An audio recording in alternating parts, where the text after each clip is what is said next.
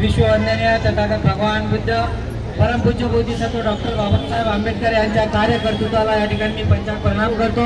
The Buddhist society of India अर्थात भारतीय बौद्ध महासभा भारतीय बौद्ध महासभेचे द्वितीय अध्यक्ष सूर्यपुत्र भैयासाहेब आंबेडकर यांच्या स्मृती दिनानिमित्त त्यांना सुद्धा अभिवादन करतो।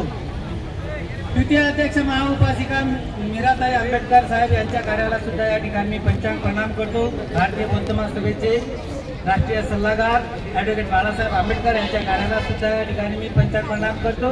तो विद्यमान सध्याचे असलेले भारतीय बौद्ध महासभेचे राष्ट्रीय अध्यक्ष भीमराव यशवंतराव आंबेडकर साहेब यांच्या कार्याला सुद्धा या ठिकाणी पंचांग प्रणाम करतो व या ठिकाणी उपस्थित असलेले सन्मान्य पार्लमेंटरी बोर्डचे असलेले सदस्य सन्मान्य आपल्या सर्वांचे आधारस्तंभ अशोक भाऊ सोनवणे साहेब, उपस्थित असलेले समस्त जिल्हा पदाधिकारी राज्य पदाधिकारी तालुका पदाधिकारी समस्त असलेले समता सैनिक दल सर्वांना जय भीम। मंडळी, अशा प्रकारचा असलेला हा जन आक्रोश मोर्चा जो आपण काढलेला आहे हा दुसरा टप्पा आहे।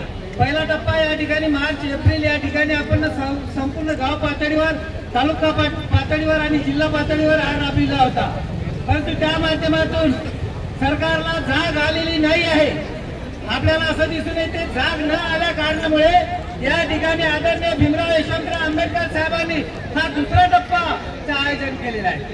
आपल्याला सर्वांना माहित आहे परमपूज्य बोधिसत्व डॉक्टर बाबासाहेब आंबेडकर यांनी या देशाला राज्यघटना दिली की नाही दिली, आणि त्या राज्यघटना 1950 मध्ये दिल्यानंतर अगोदरचे असलेले जेवढे काही कायदे आहेत ते कायदे निरस्त झालेले आहेत।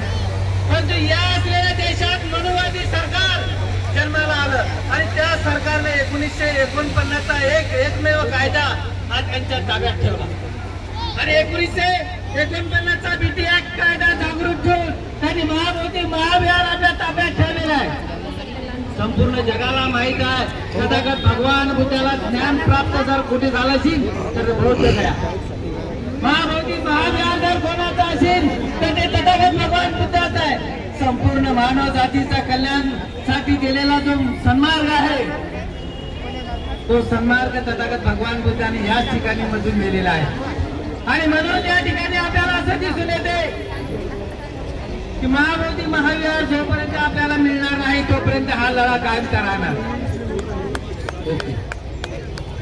हा लढा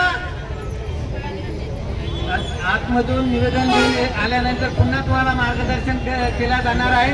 हा लढा अचानक थांबला जाणार नाही, एक लक्षात असू द्या। जोपर्यंत आपल्याला हे विहार मिळत नाही तोपर्यंत आपल्याला ही लढाई चालू द्यायची आहे। विजय